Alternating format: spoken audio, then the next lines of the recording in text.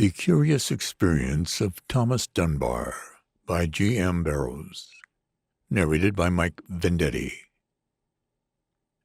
The man who was run down by an automobile, and the manner in which he afterward amazed those who picked him up. I came back into conscious existence with a sighing in my ears, like the deep breathing of a great monster. It was everywhere, pervading space, filling my mind to the exclusion of thought. Just a sound, regular, even, soothing in its nature, but it seemed to bear some weird significance to my clouded brain. That was thought trying to force its way in.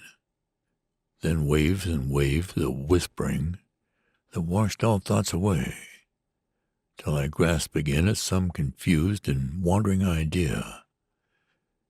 It was the definite sensation of a cool, firm hand laid on my brow that lifted me up at last through that surging ocean of sighs.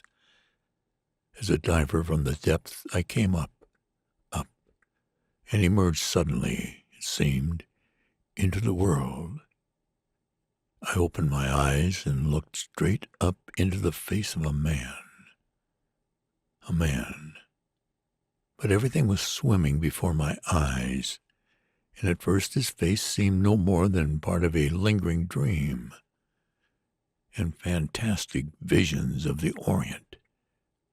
What a face!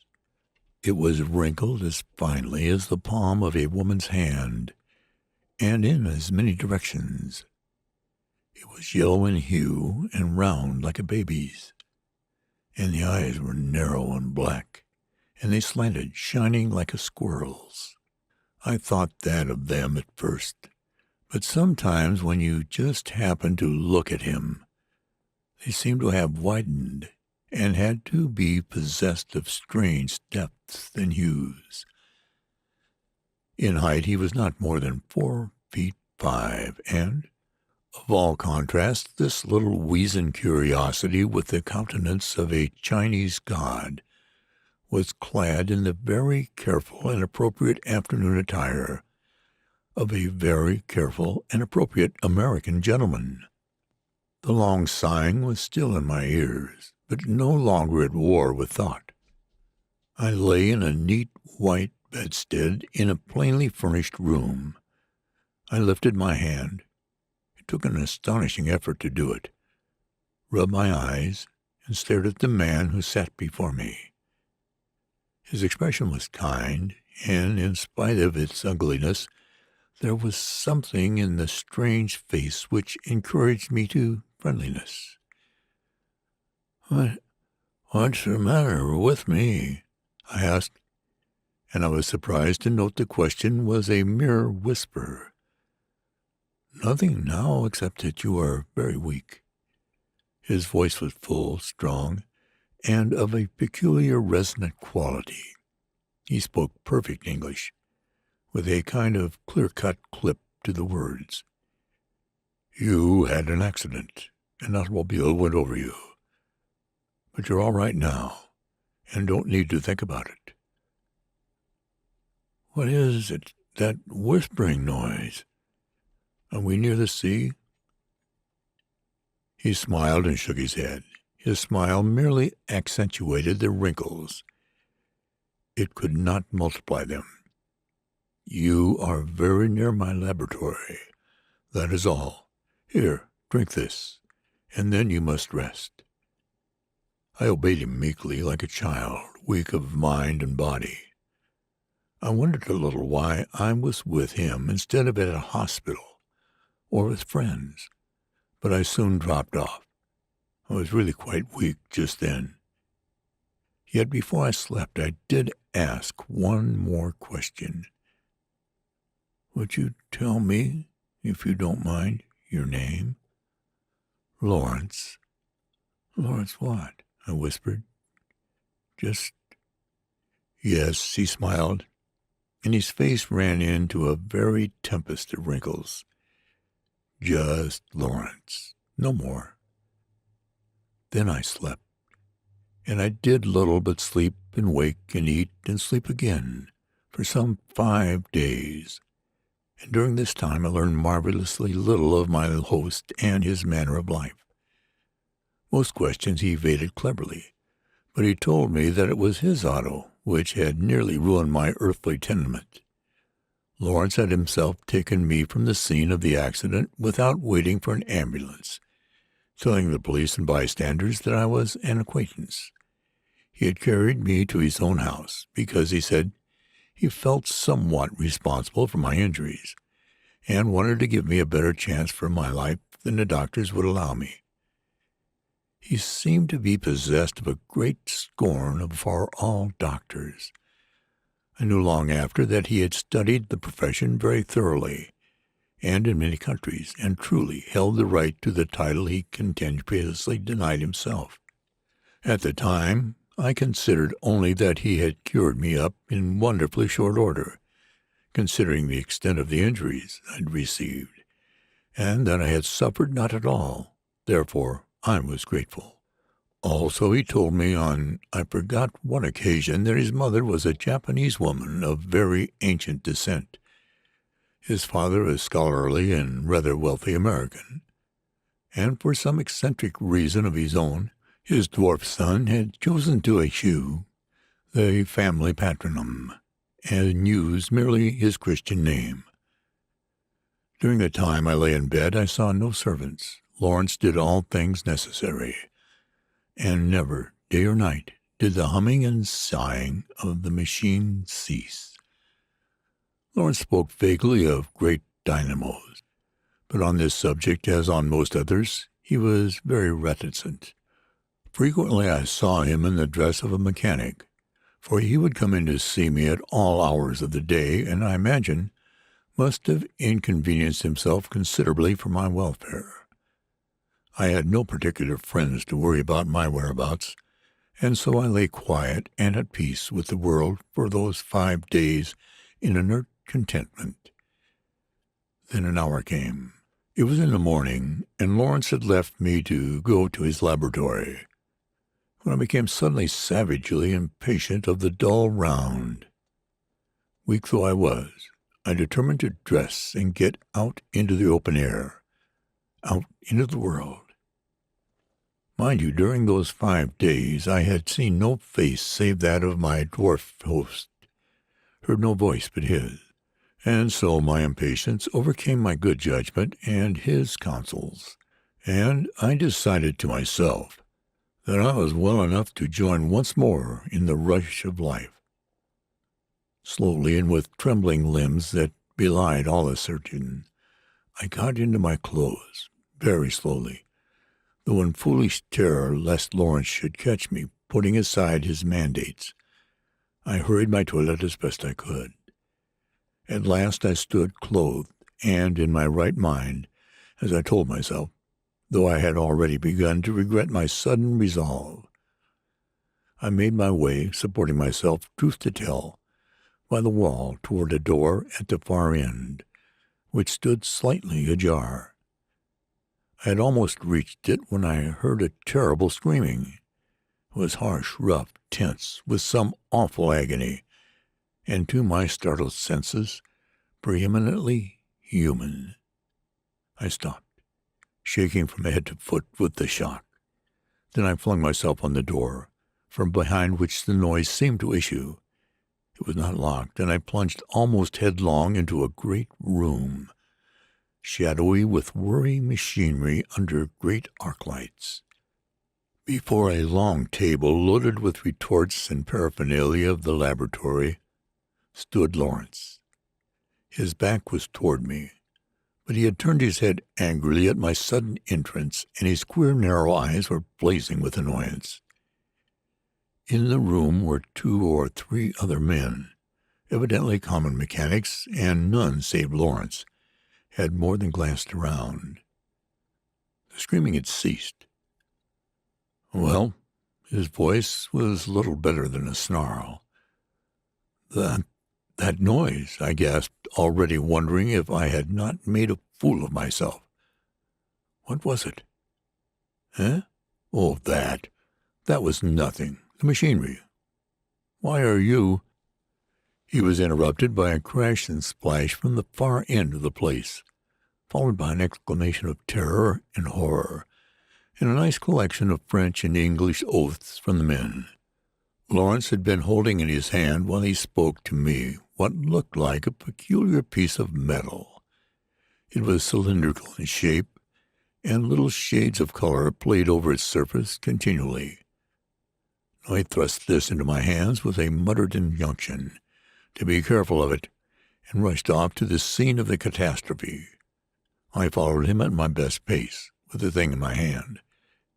At the end of the room were two immense vats of enameled iron, their edges flush with the floor, half filled with some livid, seething acid mixture, through which little currents writhed and wriggled.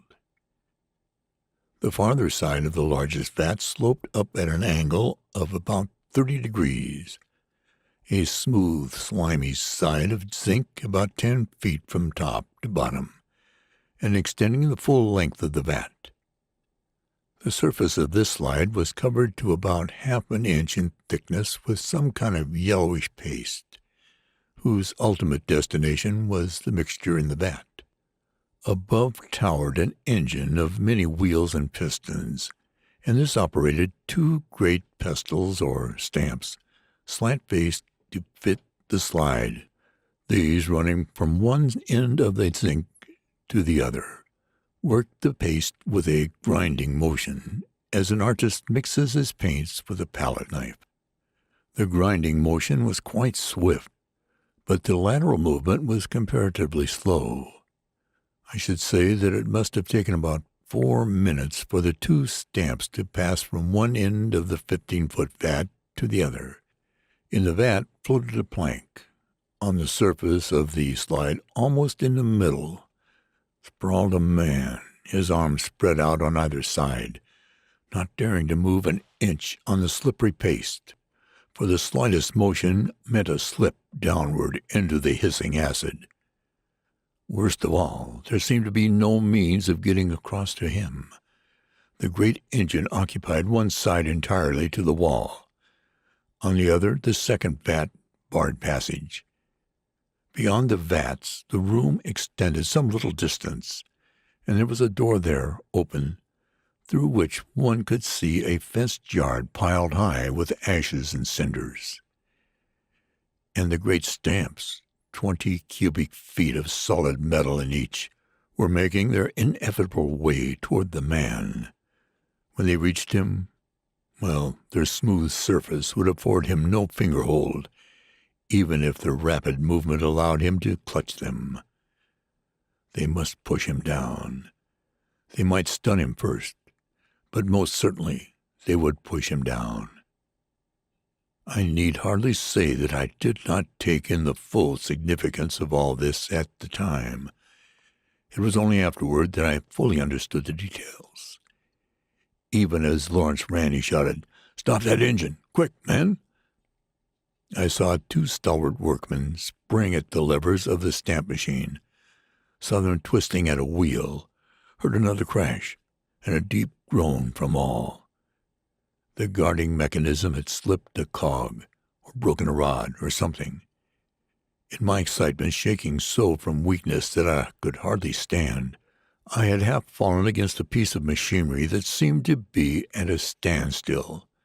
Unconsciously, my fingers grasped at a sort of handle, heard a whirring noise, felt something like a tremendous shock, and a burning pain.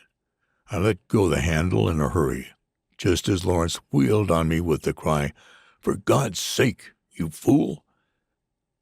But I could give no heed either to what I had done or to him. My eyes were still fixed on the unfortunate man on the slide. The stamps were not more than 5 feet from his body now, and their low rattle and swish sounded in my ears loud as the tread of an army. "The rope!" cried Lawrence in despair. And then, in my horror, and in the sheer impossibility of standing by quiescent and seeing a fellow being done to death in this manner, I did a mad thing. Wild with resentment, as if it were a living thing I could have fought, I flung myself on the great, swiftly revolving flywheel of the engine, seized its rim in my fingers, and braced back with all the force in my arms and shoulders. By all precedent and reason, my hand should have been crushed to a jelly in the maze of machinery. But to my intense astonishment, the wheel stopped under my grasp with no very great effort on my part. For a moment I held it so. It seemed to me to pull with no more force than as in the arms of a child. And then there was a loud report somewhere within the intestine of the monster. I saw a guiding rod as thick as my wrist double up and twist like a wire cable. Things generally went to smash inside the engine, and the stamp stopped, not 3 inches from the man's head. And even as they ceased to grind, men came rushing in at the door on the farther side of the vats. They had to go clean round the workshop to reach it, and were at the top of the slide with a rope, which they let down. In a moment the fellow was drawn to safety out of the reach of as horrible a death as a man can die. Death in a bath consisting largely of sulphuric acid. I stood as one in a stupor, still grasping the eccentric, dazed by the suddenness of it all, hardly able to believe that the danger was over. A touch on my shoulder roused me, and I turned to look down into the narrow eyes of Lawrence. He was gazing at me with something very like awe in his expression. "Well," I said, smiling shakily, "I'm afraid I've spoiled your engine." "Spoiled the engine?" he said slowly but emphatically. "What kind of a man are you, Mr. Dunbar? Do you know that that is a 300-horsepower Danbury stamp? That the force required to stop that wheel in the way you did would run a locomotive, pick up the whole mass of that engine self as easily as I would pound a weight." "It stopped entirely," I muttered. For some ridiculous reason I felt a little ashamed, as if such an exhibition of strength were really a trifle indecent, and I couldn't understand.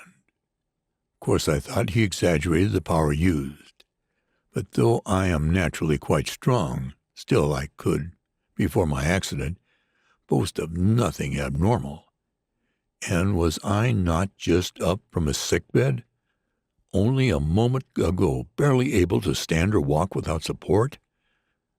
I found that I was nervously clenching and unclenching my hands, and became suddenly conscious that they felt as if they had been burned. The minute I began to think about it, the pain became really excruciating. I glanced at them. They were in a terrible condition, especially my right. They looked as if they had been clasped about a piece of red-hot iron. "What is it?" asked Lawrence quickly. He bent over my hands, peering at them with his little black eyes. Then he looked up quickly, and I saw the drawing of a curious expression in his wrinkled face, a strange excitement, a pale flash of triumph, I could have sworn. Then, "Where is it?" he cried imperatively, his voice sharp and strenuous. "What have you done with it?" He dropped my hands and fell quickly to his knees on the floor, his head bent, and he began searching, feeling about in the shadows of the engines. "Here, you there," he cried to one of the men. "A light here. God, if it should be lost now after all these years. All these years." "What?" I said stupidly. "The new element," he cried impatiently. "Stellarite, I call it. Oh," glancing up quickly, "of course you don't know.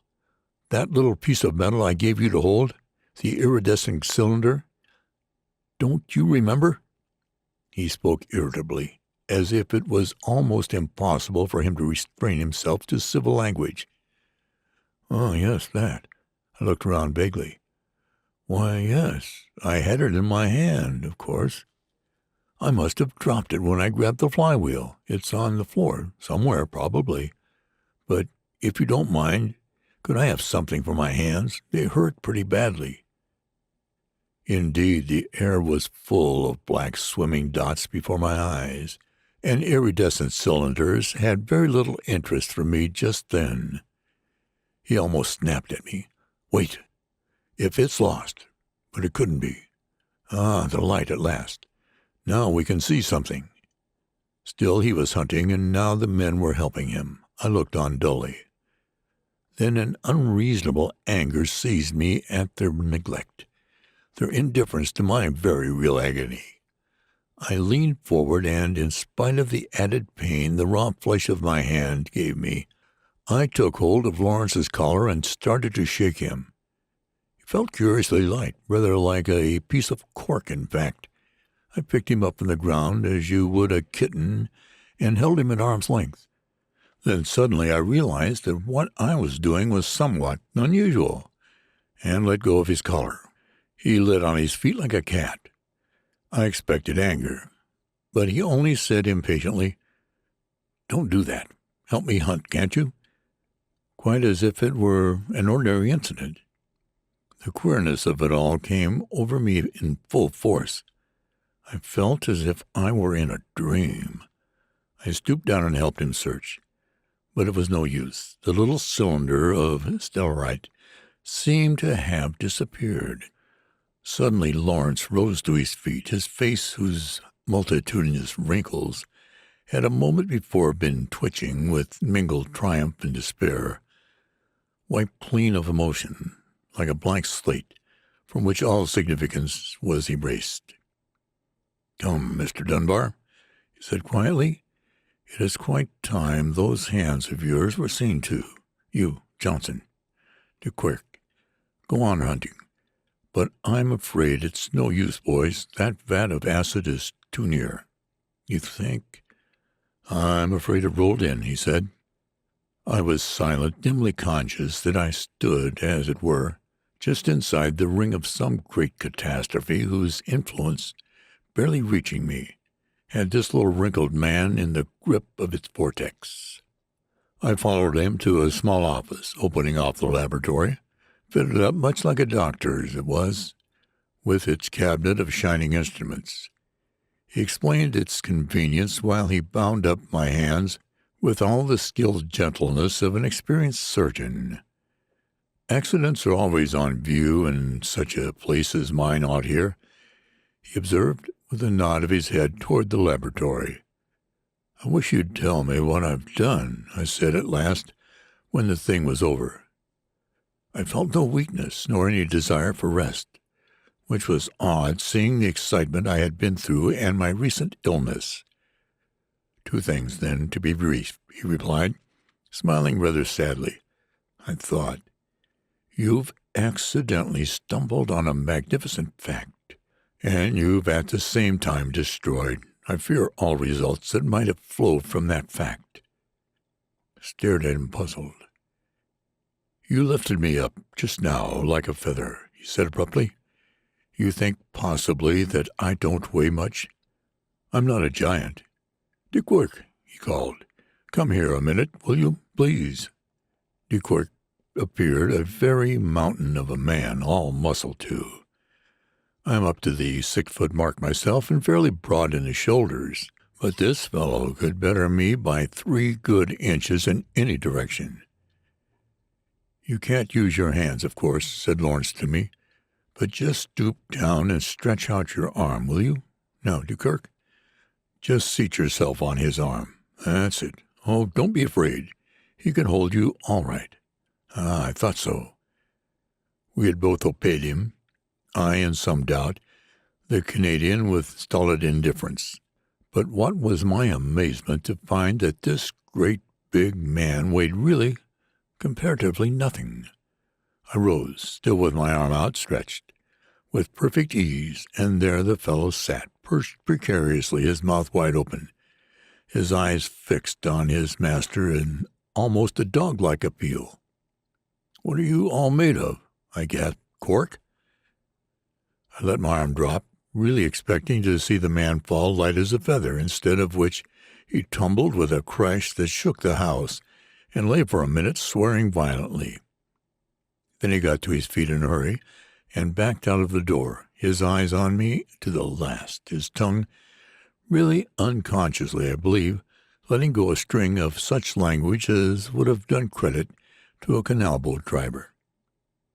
"What is the matter with you all?" I cried, or my voice sank with the thought, with me. "Sit down," said Lawrence. "Don't lose your head."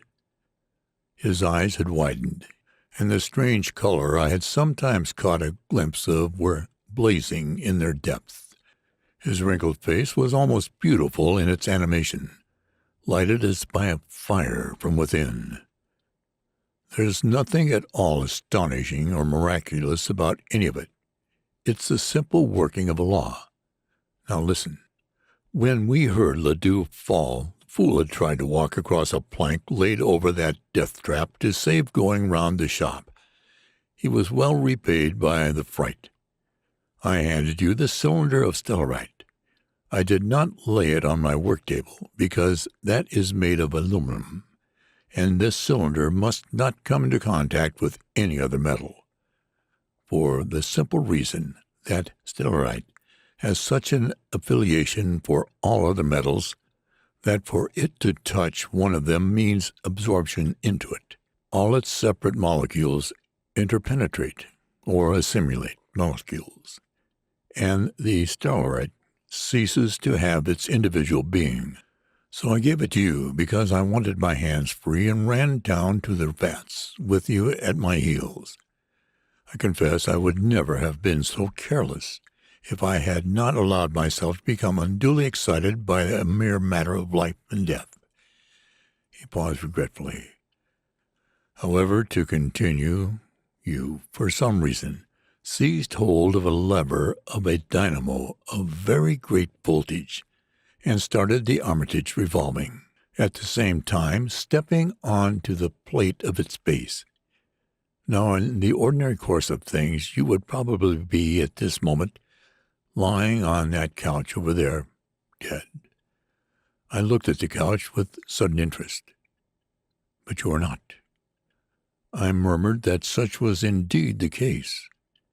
"No, instead of that thunderbolt burning the life out of you like that," he snapped his fingers melodramatically, "it passed directly through your body into the cylinder of stellarite, which, completing the circuit, sent the current back through your chest, but possessed of a new quality."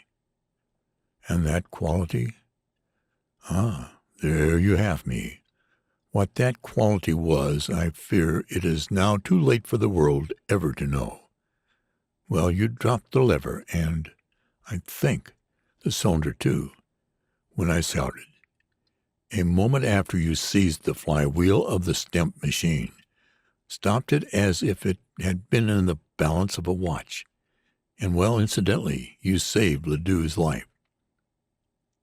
He ceased. The light faded out of his wrinkled face. His eyes darkened and narrowed. His head sank forward to his chest. "But to think of it! Years of effort thrown away just at the moment of conquest." "I don't understand," I said, seeming to catch little glimpses of his full meaning as through a torn veil.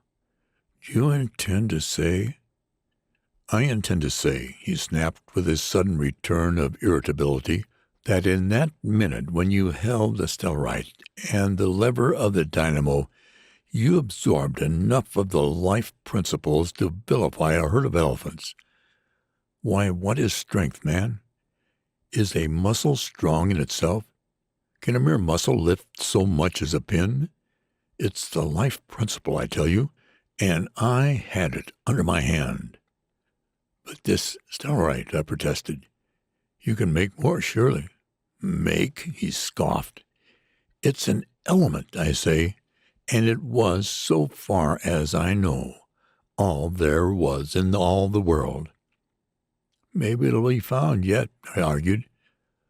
"Or, if it went into the acid vat, would it have been absorbed by the metal, or what?" No. At the touch of that bath, it would evaporate into thin air, an odorless, colorless gas. I have but one hope, that it rolled against some of the iron machinery and was absorbed. In that case, I may be able to place it by the increased bulk of the assimilating metal.